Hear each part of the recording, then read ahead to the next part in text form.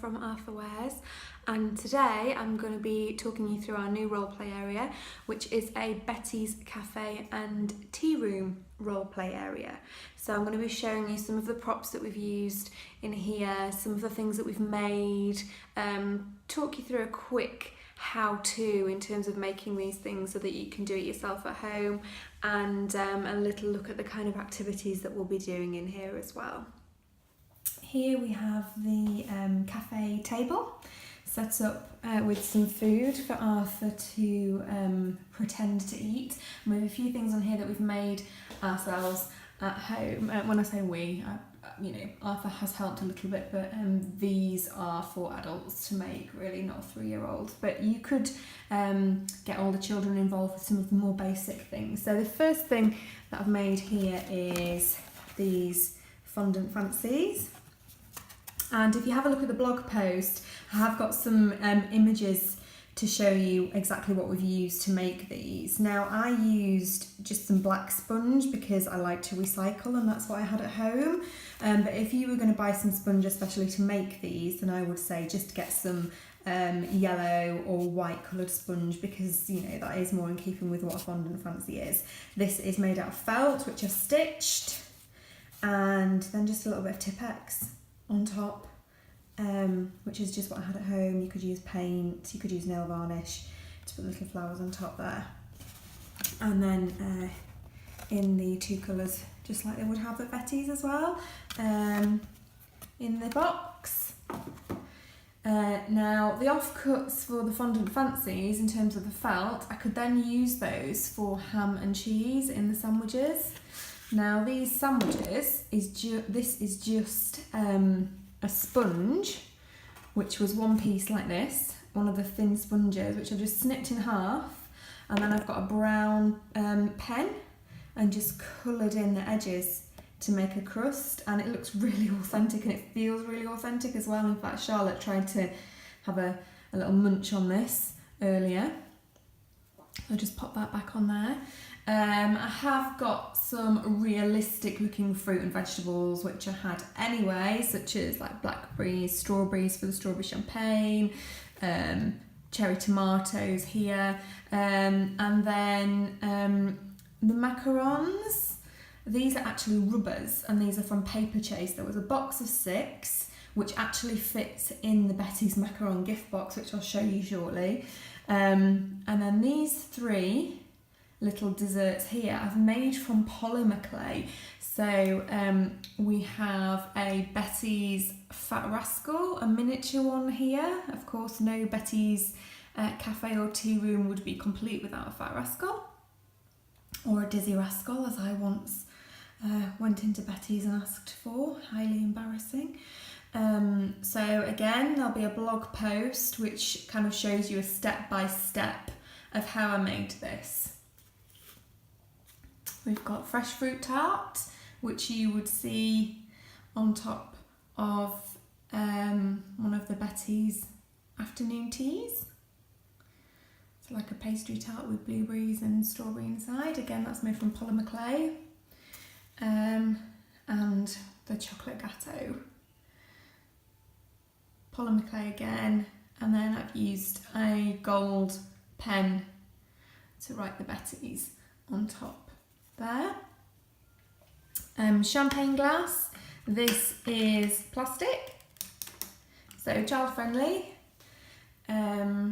Obviously isn't going to have any real champagne in, and silver tea set, which I picked up from a charity shop, and tea strainer, not quite like what they have at Betty's, but good enough to make it seem a little bit more authentic.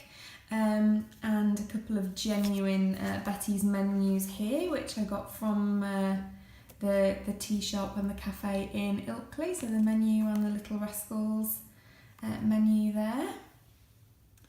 Over here we have a tea set which we already owned. I'll put the details of where you can get that in the blog post. And then some Betty's gift boxes, bags, cookery school. This is a real macaron gift box. We've obviously eaten all the real macarons. And here are some more of the rubbers from Paper Chase. I'm just going to show you inside of the box so that you can see how the packaging for these rubbers fits inside, and it makes a nice little role play opportunity here. So here you can see we've got the yellow one over on the cafe table still, so there's a little space there, but the packaging for the rubbers fits perfectly inside this box, and then you can close it and put the lid on so it feels like the real thing. And here's Arthur putting the yellow one back in for us. We can't sell one that's got one missing, can we? No. Okay, and over here we have our till, so we've got a little Betty sign there. Arthur's got his till already, some scoops, and just to make it feel a little bit more like a shop, I have put some real, well, not real, sorry, pretend that looks real fruit and vegetables underneath, which are really nice actually for children to play with, but as you can see they're so real that mine have teeth marks. Some Real Betty's bags on the side here. Oh, here we go. Arthur's just adding some more fruit from his cafe into the shop. Thank you, that's so helpful. Pop in some tomatoes back. How many tomatoes did you have there, Arthur? 2.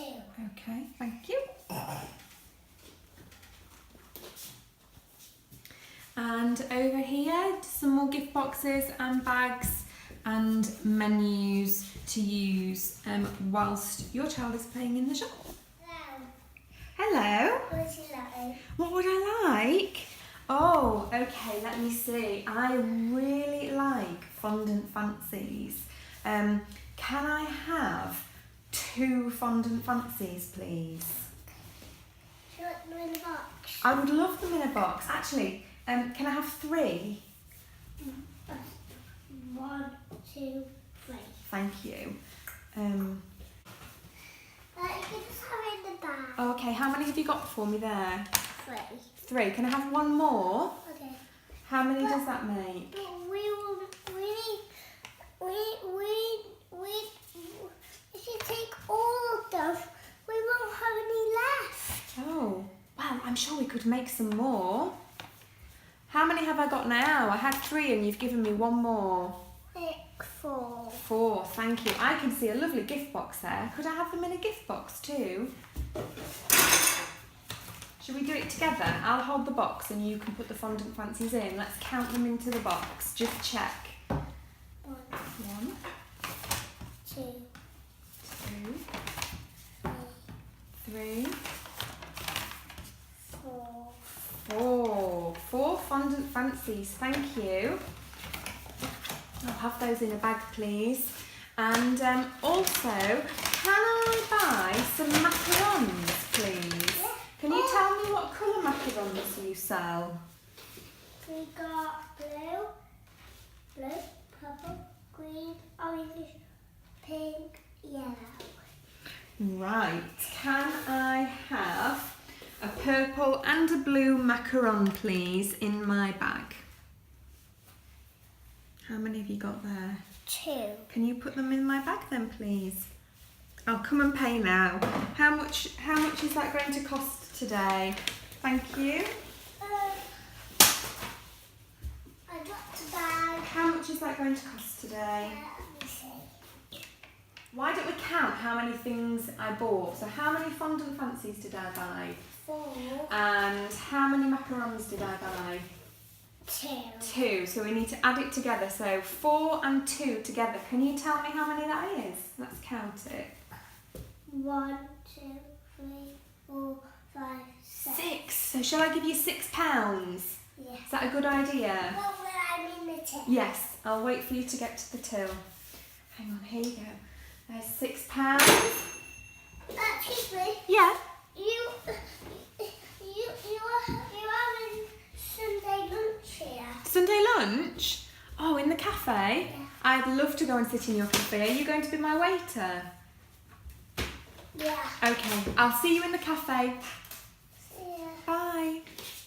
So that was just a quick demonstration of how we use the roleplay area at the start of our play. And one of the ways I'm going to extend this activity is to put price labels on some of the products in the shop.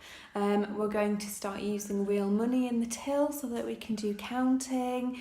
Counting things like macarons is really good for adding one more, one less, talking about can I have another one? Oh, I've got too many. Oh, I've eaten one now. How many have I got left if I eat one? All those kind of number conversations that you would have in everyday life that can help make maths and number a little bit more realistic and true to life. So it's not just a case of sitting down at school or at preschool and doing calculations. It helps children to learn why we do these things and why it means something in real life, which is really important. One thing that we're going to do today to add to our cafe so that we can have some really good fun and Arthur can be a real waiter and serve me some real food is we're going to make a real cake, aren't we? We're going to bake a real cake for our cafe, our tea room. And again, baking with children lends itself really well to lots of mathematical concepts. We can talk about weights and measures, counting how many scoops, noticing differences and changes when we're baking, seeing what happens over time. We can explore foods using our senses. There's so many learning opportunities. Let me put it back here. Is that better? Yeah. Okay, are you coming to join in? No. So shall we get on with our baking? You need to attend before we bake our real Oh, so we'll do a pretend cafe before we bake the real cake. Bye. Okay. We need to do drinks first. Oh, I'd love a drink. I'd love a cup of tea and some champagne, please. Okay. Okay, so we're gonna get on with playing, and we will show you our creation when we've finished. Don't forget to subscribe.